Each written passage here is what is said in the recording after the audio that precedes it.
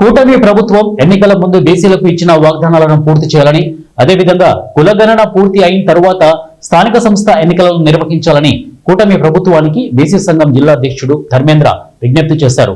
Kurnool collectorate కార్యాలయం ముందు BC సంఘం నాయకులతో కలిసి బీసీలకు జరుగుతున్న అన్యాయం పైన కలెక్టర్ కార్యాలయం ఏఓకి వినతి పత్రం సమర్పించారు. అనంతరం మీడియాతో మాట్లాడుతూ కూటమి ప్రభుత్వం అధికారంలోకి వచ్చి 15 నెలలు గడుస్తున్నా బీసీలకు ఇచ్చిన హామీలు పూర్తి చేయకుండా తెలుగుదేశం పార్టీ బీసీల పార్టీ అని గొప్పలు చెప్తున్నారు తప్ప బీసీలకు ఇచ్చిన వాగ్దానాలు పూర్తి చేయడంలో తెలుగుదేశం పార్టీ విఫలమైందని వారు అంటున్నారు.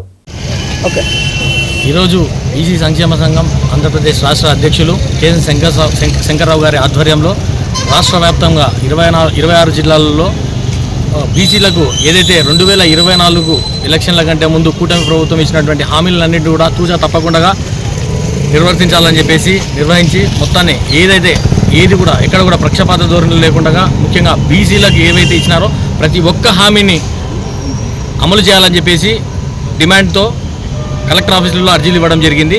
కలెక్టర్ గారు అందుబాటులో లేకపోవడంతో ఏఓ గారికి అర్జీ ఇవ్వడం జరిగింది. అదేవిధంగా బీసీలకు రక్షణ చట్టం ఏదైతే ఉందో అది ఇమీడియట్గా ఇంప్లిమెంట్ చేయాలని చెప్పేసి రాష్ట్ర ప్రభుత్వాన్ని వినతి చేసుకుంటున్నాము.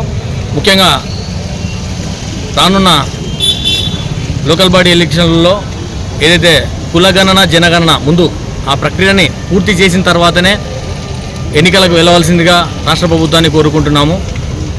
అదేవిధంగా బీసీ సప్లాన్ కింద బడ్జెట్లో బీసీలకు బడ్జెట్ కేటాయించి అది ఎక్కడ కూడా జాప్యం లేకుండా బీసీలకు అందే విధంగా చూడాలని చెప్పేసి ఈ ముఖ్యమైనటువంటి ఈ డిమాండ్లతో ఈరోజు అర్జీ ఇవ్వడం జరిగింది.